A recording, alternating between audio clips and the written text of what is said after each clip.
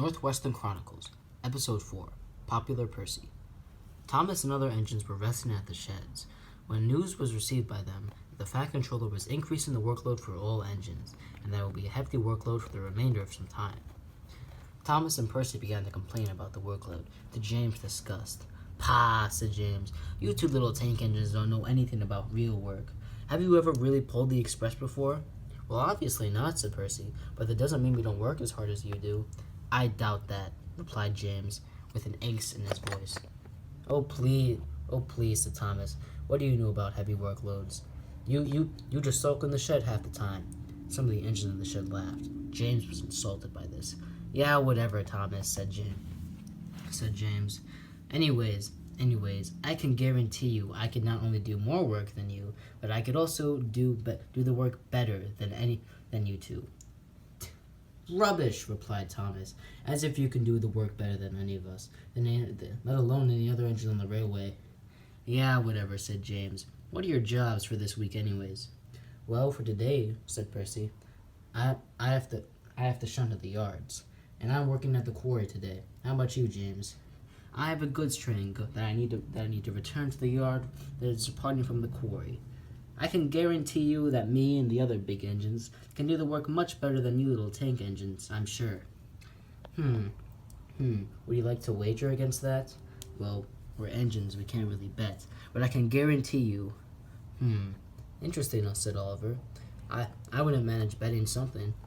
"Well, I guess the only thing we could bet now is the amount of work we have to do," said Thomas. "Hold on, everyone," said Edward. "I don't like where this conversation is going."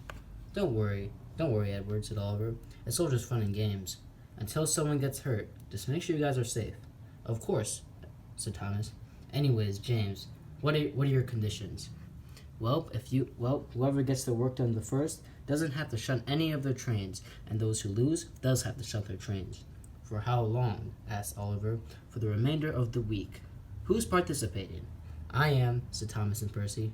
"Well, I'm stuck in the shed for the rest of the day, so Top and Hat gave me a work day." I heard Duck and Toby have their various jobs to do, and I heard Henry and Gordon have been tasked with double-heading the express." "It's that big today?" "Indeed, but I'm sure it'll be just fine, at least compared to you two." And James rushed off. "What nonsense," said Thomas. "James thinking he could do the jobs better than us. What do you think he's talking about?" "I don't know," said Percy, "but we should probably just get to our jobs right away." Meanwhile, the other engines at the shed remained silent.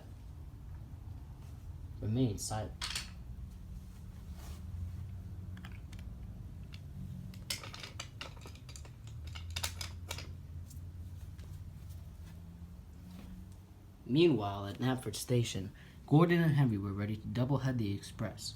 Two coaches that were shunted by Stanley were packed to the brim with passengers. "Wow," said Donald. "This is quite the train you got there, Gordon." "Indeed. Henry and I are more than ready, though." At this point, word had spread about the wager that James and Percy had promised to each other, and Henry and Gordon were in. Duck was also participating. I wish you guys the best in the competition. We don't need luck. We only need speed, unlike you, little Duck." "Well, I prefer Montague, and I'm sure pulling coaches isn't just about speed, you know." "Yes, well, I suppose we're off, then." Both of their whistles blew at the same time. Duck started off with a good start, but cruised as he went by the bend. "Blast!" said Gordon. "Come on, Henry, let's move." "Okay," said Henry. The two tender engines rushed through Gordon's Hill.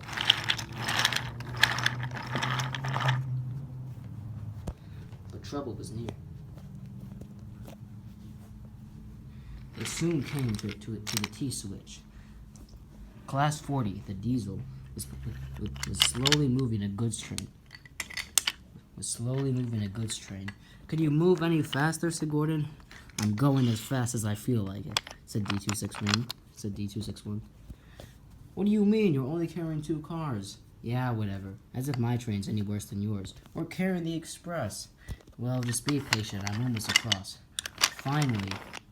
Finally, Class 40 was done. And the 2 engines can continue with the express. But the problems were far from over. storm had occurred over the night, and work vehicles were assigned to various positions and points across the railway.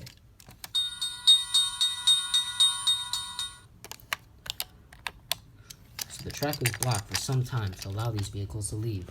This couldn't be worse time for Henry and Gordon, though. They had to brake hard. "Brake," said Gordon, and they did.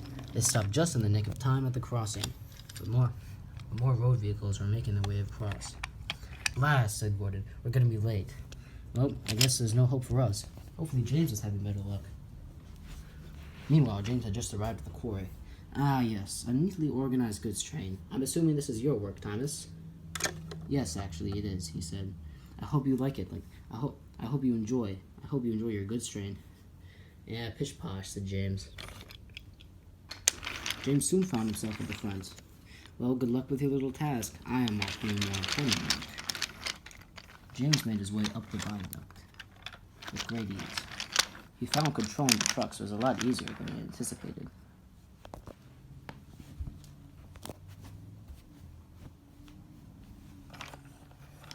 He soon made his way through Gordon's Hill.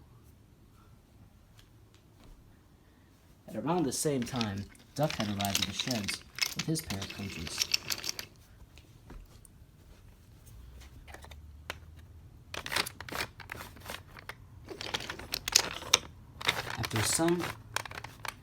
After some maneuvering, the coaches finally made it on the turntable and behind Duck. He was recoupled and on his way. He rushed through the signal and arrived in Ellsworth Station just in the nick of time. "Great job, Duck, although I wish I could say the same about Henry and Gordon over there." Henry and Gordon can only see the fury as Duck snickered at Ellsworth Station. Meanwhile, across the island, Toby had just departed with his train of tankers. Toby was a rather old engine, but he had the grit and spirit necessary to be a Sodor engine. Although it wasn't easy, he managed to haul the tankers up a hill. I got this, he said as he hauled the tankers. But all of a sudden, he broke down. "Oh no," he cried. "I'm never gonna make it, and the station's so close." "Don't worry," said his driver. "We're almost there." Suddenly, he noticed James. He was crossing the viaduct not too far from Mary's station. Well, what do we have here?" said James.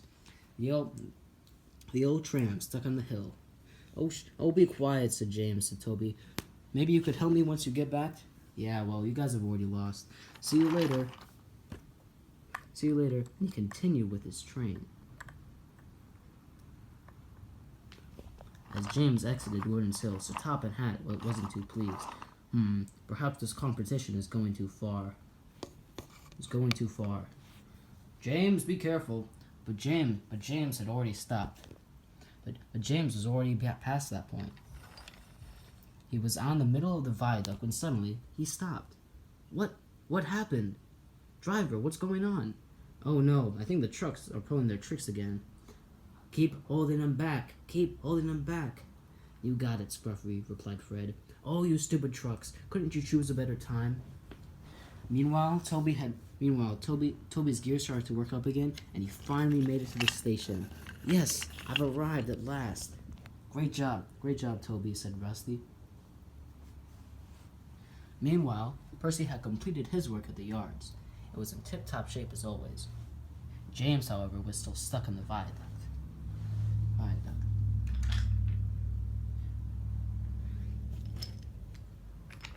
Stephen was asked to help him hold it back to the yard.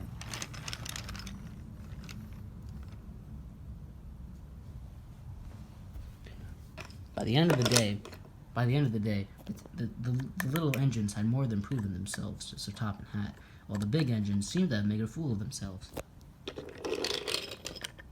"Hello, sir," said Thomas. "Hello, Thomas," replied the Fat Controller.